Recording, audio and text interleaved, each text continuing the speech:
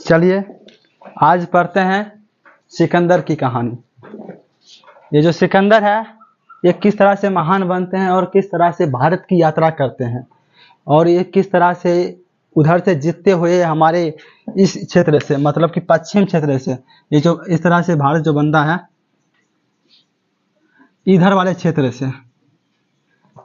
क्षेत्र से किस तरह से हमारे तरफ यानी हमारे भारत में आते हैं और भारत क्यों आना चाहते हैं ये उस समय इसकी कहानी पढ़ते हैं। उससे पहले देखते हैं इसका जन्म कब हुआ और इनके पिता कौन थे। इनका जन्म होता है 356 बीसी में। ये बीसी जो है ईसा पूर्व कहलाता है। ये कहलाता है ईसा पूर्व, यानी कि ईसा मसीह के जन्म से पहले इनका जन्म हुआ है और वो जो घटना चल रहा है इस समय वो उल्टा चलेगा, यानी कि जन्म हुआ 356 में तो मृत्यु होगा 323 बीसी में। इनके माता का नाम ओलंपियस था और इनके जो प्रिय घोड़ा जो सबसे प्रिय घोड़ा कहा जाता है उसका नाम है बहुकेफला।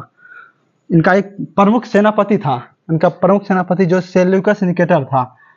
और इनके पिता का नाम फिलिप द्वितीय था और इन्होंने फिलिप द्वितीय 359 बीसी में मकदूनिया का शासक बनते हैं।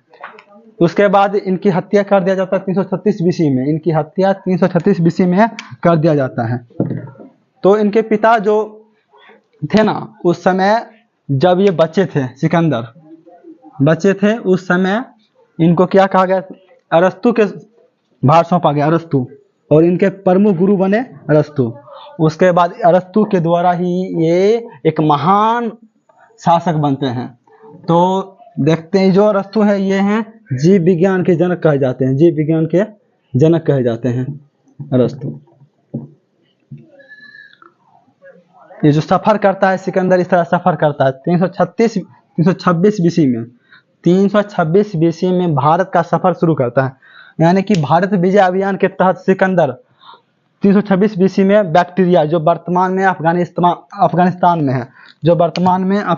में है का क्षेत्र है उसको जीतने के बाद काबुल, कंधार होता हुआ हिंदकुश पर्वत, खैबर दर्रा को पार करके भारत आता है। यानी कि हिंदकुश पर्वत को पार करता है, खैबर दर्रा को पार करते हुए कहाँ आया, अपना भारत आता है। और भारत आने के बाद इस क्षेत्र में यहाँ पर एक नदी है जिसका नाम है झेलम नदी या ब्यास नदी। वहीं पर पंजाब में एक राजा है जिसका नाम है पोरस।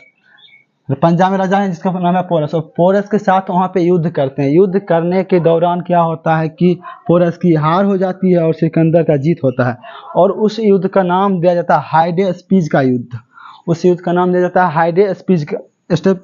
का युद्ध, ठीक ना। तो यहाँ पे एक नदी है जिस नदी का नाम है ब्यास नदी। और एक क्वेश्चन पूछेगा सिकंदर की सेना ने किस नदी को पार करने से इनकार करता है, तो यही ब्यास नदी को पार करने से इनकार कर देता है।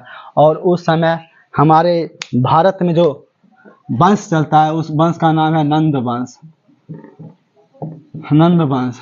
और नंद वंश के राजा उस समय होते हैं घनानंद। एक कहानी है घनानंद की, और इस घनानंद के दरबारी कवि थे उस समय चाणक्य को किसी कारण बस यहाँ से निकाल दिया जाता है इनके दरबार से। चाणक्य को इनके दरबार से किसी कारण बस निकाल दिया जाता है। उसके बाद क्या होता है, ये चाणक्य सोचते हैं कि घनानंद को यहाँ से इस राज के काबिल घनानंद नहीं है, इसलिए इस राज को यहाँ से निकाल देंगे। उससे पहले कि इसको निकालने से पहले सिकंदर हमारे भारत में आक्रमण कर चुका था। तो इसने पहले सोचा कि पहले सिकंदर को बाहर करते हैं उसके बाद घनानंद को बाहर करेंगे। तो ये चाणक्य क्या करते हैं, वहाँ पे जाते हैं। वहाँ पे एक कहानी है, उस कहानी के तौर पे बता रहे हैं। जो कहा जाता है हमारे यहाँ 33 करोड़ देवी देवताओं हैं, लगभग 33 करोड़ देवी देवता हैं। तो उसी के तौर पे कहा गया कि अगर आप लोग इसकी सेना को कहा जाता है, अगर आप लोग इस ब्यास नदी को पार करिएगा तो हमारे भारत में आने के पश्चात आपकी मृत्यु निश्चित है। तो ऐसा कुछ नहीं था, इसे ये सब बोला गया था। और इसी कारण इसकी सेना क्या करती है, ब्यास नदी को पार करने से इनकार करती है। और ये 19 महीने तक हमारे भारत में रहते हैं सिकंदर। 19 महीना के बाद ये वापस चला जाता है। वापस जाने के बाद 327 बीसी में 33 वर्ष की अवस्था में सिकंदर की मृत्यु होती है। जहाँ पे मृत्यु होती है जगह का नाम है बेबीलोन। जगह का नाम है बेबीलोन। वहीं पे इसकी मृत्यु हो जाती है। उसके बाद इसके मरने से पहले सिकंदर कह के जाता है कि मैं सम्राट सिकंदर इस दुनिया पे राज करने वाला। आज मतलब मरने से पहले लिख देता है, और लिखने दौरान लिख देता है कि इस दुनिया से मैं खाली हाथ वापस जा रहा हूँ। तो इस एक लाइन लिखता है ना, इस दुनिया से मैं खाली हाथ वापस जा रहा हूँ।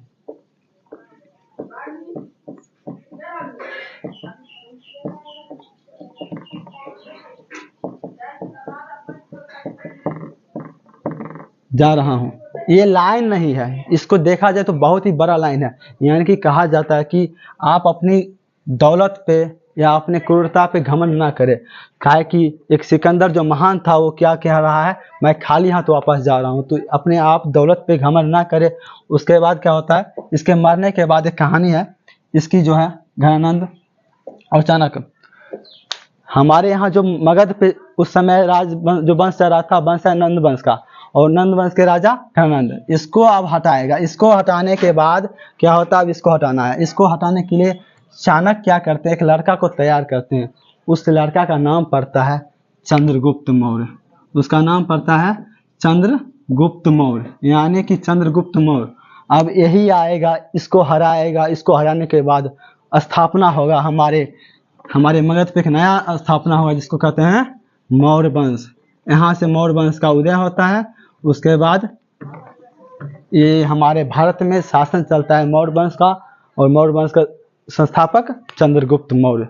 इस तरह से आज का वीडियो रहा, और इसका वीडियो देखना है तो अगले वीडियो में आइए आप लोग। तब तक नमस्कार।